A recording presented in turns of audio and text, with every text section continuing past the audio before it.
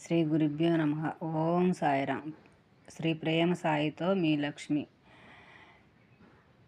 ఏమండి, ఈ పుస్తకంలో ఈ పేజీ చాలా బాగుంటుంది, చదవండి.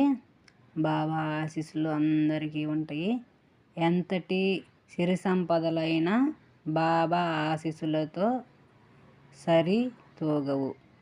అంటే బాబా ఉంటే ఏమీ లేకపోయినా కానీ అన్నీ ఉన్నంత సంతోషంగా ఉంటామండి. అన్ని సంపదలు మనతో ఆయనే తీసుకొస్తాడు అని అర్థము. మనకి తినటానికి, బట్టకి, ఉండటానికి లోటు ఉండదండి. అది మాత్రం సత్యమండి. నేను చూశాను. బాబా మనకు అన్నీ ఇస్తాడండి. మనం సేవాభావంతో ఉంటే ప్రతి జీవిలోనూ మనము బాబానే చూసుకొని వాటిని ఆకలి తీర్చాలండి. ఎంతో ప్రేమగా ఎప్పుడైతే జీవరాశిని చూస్తామో అప్పుడు ఆ బాబా మనతోనే ఉంటాడండి. ప్రతి కదలికలో బాబానే ఉంటాడు.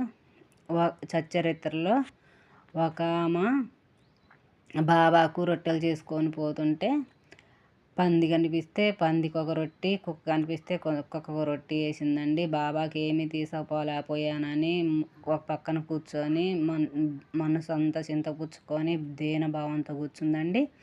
అప్పుడు బాబా పిలిచి, అమ్మ నా కడుపు నిండింది అని అంటే, నీకేం పెట్టలేదు కదా బాబా, నాకు ఎగతాళి చేస్తున్నావా, ఎందుకు నువ్వు అని అంటే, లేదమ్మా, నువ్వు కుక్కకి పందికి రొట్టె పెట్టినావు కదమ్మా, నా కడుపు నిండింది.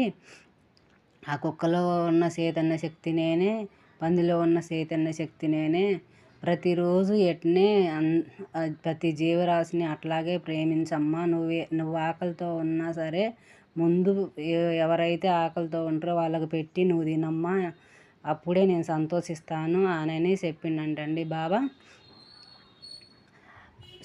బాబా ఆశీస్సులు అందరికీ ఉండాలంటే, బాబా మనతో ఉండాలంటే మనం తోటివారిని ప్రేమగా చూసుకోవాలి. ప్రతి జీవరాశిలోని బాబాను చూసుకోవాలి.